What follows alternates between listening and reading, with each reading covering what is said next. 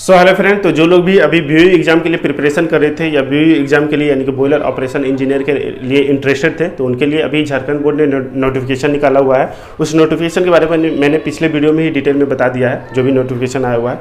तो यदि वो आप लोग ने नहीं देखा तो डिस्क्रिप्शन बॉक्स में उसका लिंक है, आप उसे देख लीजिएगा।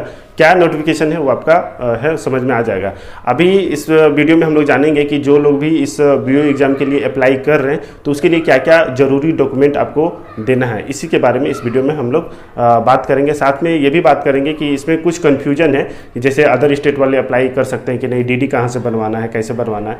तो ये भी सब जो चीज़ें हैं, कुछ कमियां जो है, इसके बारे में भी हम लोग जो है बात करेंगे। तो वीडियो काफ़ी इन्फॉर्मेटिव होने वाला है, तो वीडियो के साथ बने रहें। और यदि आप इस चैनल पर नए हैं तो चैनल को सब्सक्राइब कर लें और बेल नोटिफिकेशन को ऑन कर लें, ताकि इस टाइप का इन्फॉर्मेटिव वीडियो आपको सबसे पहले मिले। तो चलिए वीडियो करते हैं स्टार्ट। तो जो लोग भी इस बीओई एग्ज़ाम के लिए अप्लाई कर रहे हैं तो उनके लिए ये ज़रूरी कुछ डॉक्यूमेंट है वो अप्लाई करना है।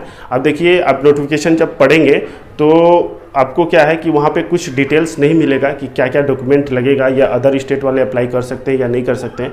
लेकिन यदि आप लिंक खोलेंगे, ऑनलाइन ये एप्लीकेशन है, ऑनलाइन ही आप भर सकते हैं। तो यदि वो ऑनलाइन भरने आप जाएंगे तो वहाँ पर आपको सारा डिटेल्स मिल जाएगा, एक नोट करके लिखा रहेगा, जिसमें पहला जो बात लिखा गया है कि आपको जो भी यहाँ पे डिटेल्स देना है फॉर्म भरते वक्त, जो भी सर्टिफिकेट देना है या आपका डिटेल्स देना है, वो सभी करेक्ट होना चाहिए, कुछ भी फॉल्स नहीं होना चाहिए। अगर कुछ भी मिस्टेक होता है या फॉल्स होता है तो आपका फॉर्म जो है वो रिजेक्ट कर दिया जाएगा।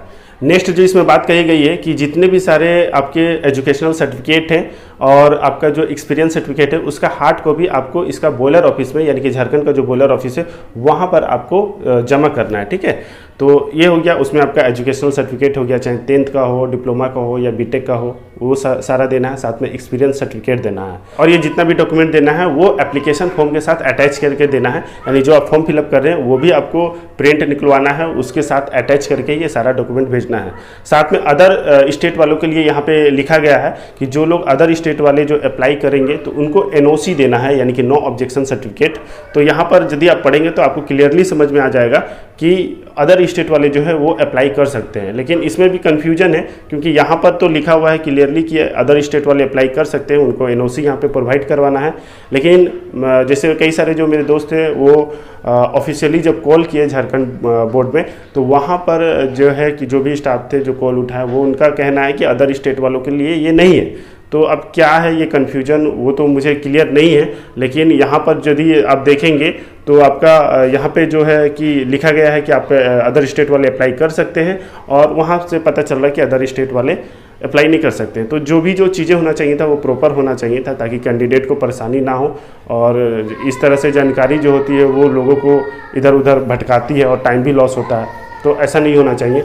अब नेक्स्ट जो इसमें डॉक्यूमेंट की बात कही गई है कि जो ओरिजिनल जो डीडी होगा, डिमांड ड्राफ्ट जो आप बनाएंगे, तो उसका रिसिप्ट भी अटैच करके देना है ओरिजिनल। और एक नेक्स्ट डॉक्यूमेंट इसमें मांगा गया है कि जो आपका इंडियन सिटीजन सर्टिफिकेट है, जैसे मान लीजिए आप भारतीय हैं तो उसके लिए जो आपका सर्टिफिकेट है, जैसे आधार कार्ड हो गया, वोटर कार्ड हो गया, तो उसका भी एक जीरोक्स कॉपी आपको अटैच करके दे देना है। ठीक है, तो ये सब जो डॉक्यूमेंट हो गए वो आपको झारखंड बॉयलर बोर्ड में आपको भेजना है। लेकिन उससे पहले आपको फॉर्म ऑनलाइन अप्लाई कर लेना है, उसके बाद ही ये आपको भेजना है। ओके, तो ये जो कुछ ज़रूरी डॉक्यूमेंट हो गया जो कि आपको भेजना है। अब देखिए, इसमें जो ये नोटिफिकेशन है, यदि आप उसको पढ़ेंगे तो इसमें काफ़ी कुछ जो चीज़ें हैं वो थोड़ा कंफ्यूज करती है। जैसे पहला ही जैसे हम लोग ले लेते हैं कि अदर स्टेट वाले अप्लाई करेंगे कि नहीं। जैसे कई सारे जो मेरे फ्रेंड्स का पूछना है तो अदर स्टेट वाले अप्लाई कर सकते हैं या नहीं कर सकते हैं। तो देखिए, यदि आप फॉर्म फिलअप करने जाएंगे तो नीचे में साफ साफ लिखा हुआ है कि अदर स्टेट वाले अप्लाई कर सकते हैं, उनको एनओसी प्रोवाइड कराना है। तो इससे तो यही समझ में आता है कि अदर स्टेट वाले अप्लाई कर सकते हैं। लेकिन जैसे आप ऑफिशियली अगर कॉल करेंगे, ऑफिशियल में जो कॉन्टैक्ट नंबर होगा इनका, तो आप वहाँ पे कांटेक्ट करके पूछेंगे तो वहाँ के लोगों का कहना है कि अदर स्टेट वालों के लिए नहीं है। तो अब ये क्या है क्या नहीं है, तो ये जो चीज़ें हैं अगर वो ऑफिशियली आप लिख देते हैं नोटिफिकेशन में ही तो ये ज़्यादा अच्छे से क्लियर हो जाता, लोगों का भी टाइम वेस्ट नहीं होता, इसके पीछे लोग दिमाग नहीं लगाते। नेक्स्ट कन्फ्यूजन क्या है कि जो डीडी के बारे में लिखे हैं कि हाँ ओरिजिनल रिसिप्ट भेजना है। लेकिन ओरिजिनल तो ठीक है आदमी भेज देगा, लेकिन डीडी किसके फेवर में बनाना है, क्या नाम से बनाना है, ये तो मेंशन होना चाहिए। और ये सभी चीज़ जो होता है ना, ये नोटिफिकेशन में ही होता है, नोटिफिकेशन में ही होना चाहिए। कोई भी एग्ज़ाम यदि होता है तो आपका नोटिफिकेशन प्रॉपर तरीके से होना चाहिए, हर एक जानकारी होना चाहिए, ताकि एक नॉर्मल इंसान, नॉर्मल कैंडिडेट, जो न्यू कैंडिडेट है वो भी पढ़े तो उसको आसानी से समझ में आ जाए, उसको इधर उधर भटकना ना पड़े। तो ये दोनों बातों में कन्फ्यूजन है। अगर आपको इसके बारे में कन्फर्म कुछ पता है तो आप कमेंट बॉक्स में बता दीजिएगा, ताकि दूसरों का हेल्प हो सके। अब नेक्स्ट जो कुछ जैसे फ्रेंड्स का कहना है कि टाइम काफ़ी कम है। अब देखिए, ये 16 तारीख को ये नोटिफिकेशन निकाला गया था बीओई के लिए, और 23 तारीख जो है, 23 अगस्त जो है वो लास्ट डेट है, यानी एक सप्ताह के अराउंड इसमें टाइम दिया गया।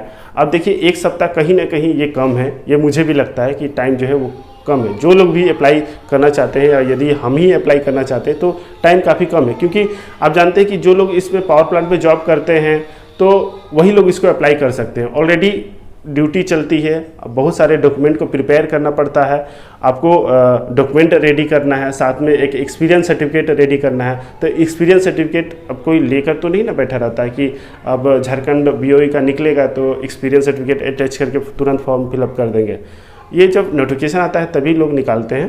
तो क्या कंडीशन है, कैसा प्लांट है, कैसा नहीं है, क्या सिचुएशन रहता है, तो इस सब में टाइम लगता है। खासकर एक्सपीरियंस सर्टिफिकेट हो गया या अदर स्टेट के जो एनओसी जो निकलाते हैं, उसमें भी काफ़ी टाइम लग जाता है। तो ये एक सप्ताह का टाइम कहीं ना कहीं बहुत ज़्यादा कम है, ये मुझे भी लगता है। बाकी आपको ये टाइम कम लगता है या नहीं, ये कमेंट बॉक्स में बताइएगा। तो कम से कम ये अगर नोटिफिकेशन का जो टाइम होना चाहिए था फॉर्म फिलअप करने का, वो कम से कम 15 दिन होना चाहिए था। अब देखिए, अगर कोई भी नोटिफिकेशन आता है तो 1 से 2 दिन तो पता होने में ही लग जाता है, ठीक है। इतना सोशल मीडिया का ज़माना है, तो फिर अगर उसको समझने में क्या करना है, कैसे अप्लाई करना है, क्या डॉक्यूमेंट लगेगा, ये समझने में 1-2 दिन लग जाता है। तो 4 दिन तो ऐसे ही निकल जाते हैं।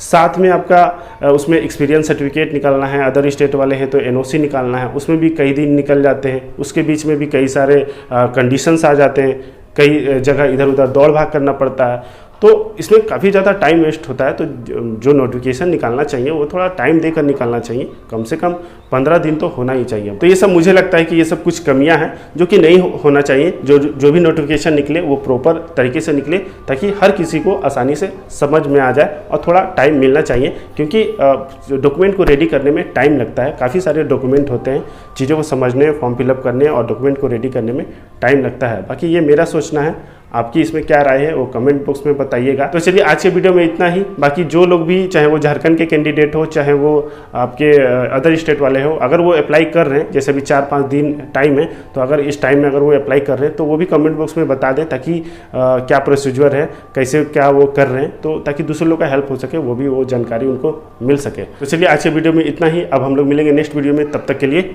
जय हिंद।